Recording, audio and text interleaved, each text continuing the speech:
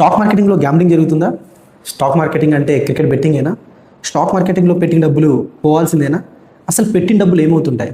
Stock మార్కెట్కి మన డబ్బులు అవసరమా, లేదా మనకి స్టాక్ మార్కెట్లో వచ్చే లాభాలు కావాలా? ఈరోజు ఈ వీడియోలో దీని గురించి మాట్లాడుకుందాం. ఆ వీడియోలోకి వెళ్ళే ముందు ఒక చిన్న రిక్వెస్ట్, మీరు ఇప్పటివరకు నా ఛానల్ని సబ్స్క్రైబ్ చేసుకోకపోతే ప్లీజ్ సబ్స్క్రైబ్. ఈటీవీ వార్తల్లో చివరికి వచ్చే న్యూసే స్టాక్ మార్కెట్.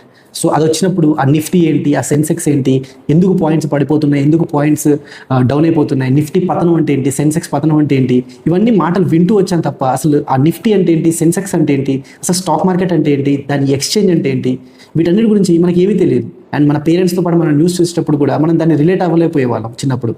సో మీలో కూడా చాలామంది అసలు స్టాక్ మార్కెట్ అంటే ఏంటో తెలియకుండానే, లేదా స్టాక్ మార్కెట్ అంటేనే గ్యాంబ్లింగ్, లేదా దాంట్లో డబ్బులు పెడితే లక్ ఉన్న వాళ్ళకి డబ్బులు వస్తాయి, లక్ లేకపోతే డబ్బులు రావు అనే ఆలోచనలతో ఉంటే మాత్రం ఈ వీడియోని ఎండ్ వరకు చూడండి. అండ్ మీకు ఏదైతే అలాంటి అపోహలు ఉన్నాయో అవన్నీ ఈ వీడియో ఎండ్ వరకు చాలా క్లియర్ అవుతాయి. సో బేసిక్గా స్టాక్ మార్కెట్ అంటే ఏంటి? మీ ఇంటికి దగ్గరలోనూ లేదా మీ కాలనీలోనూ మీరు ఉంటున్న సరౌండింగ్స్లోనూ ఒక వ్యక్తి ఉన్నాడు.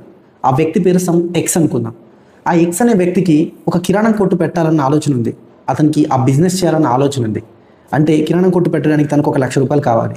కానీ ఆ ₹1,00,000 ఏదైతే ఇన్వెస్ట్మెంట్ ఉందో, అంటే పెట్టుబడి, ఆ ₹1,00,000 ఏదైతే కొట్టు పెట్టడానికి తనకు కావాలో ఆ డబ్బులు మాత్రం తన దగ్గర లేవు.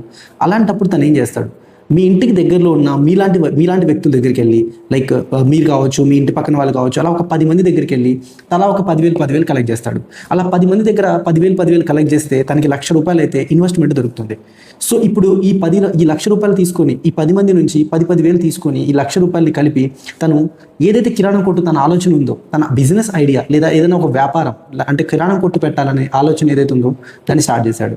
సో కిరాణా కొట్టు పెట్టాడు. సంవత్సర కాలంలో తనకి ఒక ₹1,00,000 అయితే లాభం వచ్చింది. అంటే అతను పెట్టిన పెట్టుబడికి కాకుండా అతను జీతం తీసుకోగా, అంటే అతను రోజు పనిచేయడం కోసం ఎంతైతే ఖర్చు పెట్టుంటాడో ఆ ఖర్చులన్నీ పోను అతనికి ఒక ₹1,00,000 లాభం వచ్చింది. అంటే ₹1,00,000 పెట్టుబడి పెడితే అతను ఒక ₹1,00,000 లాభం తీశాడు సంవత్సరం అయిపోయేసరికి. ఇప్పుడు మరి ఈ ₹1,00,000 లాభం వచ్చింది. ఈ లాభం వచ్చాక మీ దగ్గరలో ఉన్న 10 మంది ఎవరైతే ఇతనికి 10,000 ఇచ్చి సపోర్ట్ చేశారో ఆ 10 మంది దగ్గరికి వెళ్ళి అడుగుతాడు, నేను ₹1,00,000 మీరు దగ్గర నుంచి తీసుకున్న ₹1,00,000 ఏదైతే ఉందో దాన్ని నేను పెట్టుబడి పెట్టాను, నాకు ₹1,00,000 లాభం వచ్చింది. సో మీకు కావాలంటే నేను ఈ 2,00,000 వాపస్ ఇచ్చేస్తాను. Point number 1.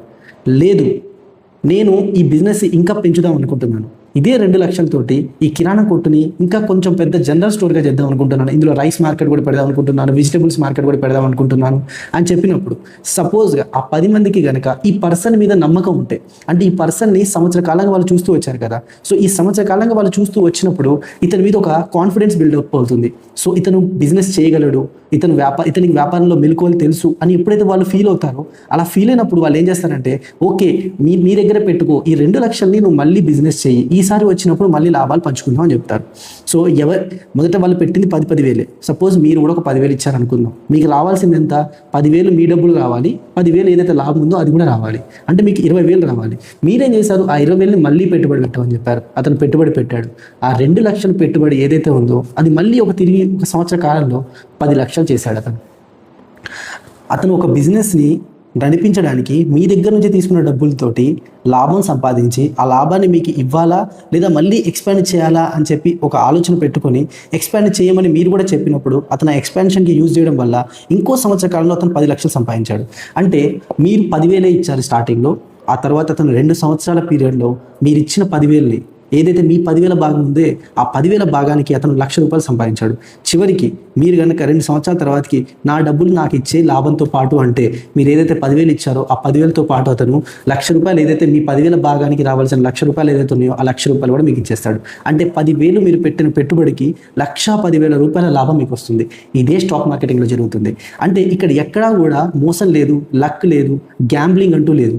ఇక్కడ జరిగిందల్లా ప్యూర్ బిజినెస్. ఒక వ్యక్తి తనకు పెట్టుబడి లేకపోవడం వల్ల ఒక 10 మంది దగ్గర డబ్బుల్ని కలెక్ట్ చేసి ఆ బిజినెస్ని స్టార్ట్ చేశాడు. ఆ బిజినెస్లో లాభం వచ్చినప్పుడు ఆ వ్యక్తులను అడిగాడు, నేను మళ్ళీ ఎక్స్పాన్షన్ చేద్దాం అనుకుంటున్నాను, ఎక్స్పాన్షన్ చేయమంటారా, లేదా మీరు ఈ ఏదైతే ఎక్స్పాన్షన్ ఉందో ఎక్స్పాన్షన్ చేయకుండా మీ డబ్బులు మీరు తీసేసుకుంటారని అడిగినప్పుడు ఎవరికైతే నమ్మకం ఉందో వాళ్ళందరూ మళ్ళీ అదే కంపెనీలో డబ్బులు పెట్టి ఆ కంపెనీని ముందుకెళ్ళడానికి సహకరించారో ఇంకొక సంవత్సరం ఆగడం వల్ల వాళ్ళకి ఆ 10,000కి రావాల్సిన డబ్బులు కాస్త ₹1,00,000 వచ్చాయి. ఇదే స్టాక్ మార్కెటింగ్లో జరుగుతుంది.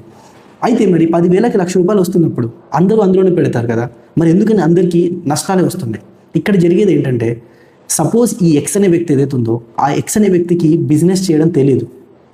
అతను సపోజ్ మీ ఇంటి దగ్గర ఆలోచించండి, ఎంతోమంది మీరు కిరాణా కొట్లు పెట్టుంటారు మీ ఇంటి దగ్గరలో, కానీ అందరూ సక్సెస్ అవుతూ ఉంటారు, చాలామంది ఫెయిల్ అవుతూ ఉంటారు, చాలామంది ఆస్తుల మొగ్గులు ఉంటారు కిరాణా కొట్టులు పెట్టి.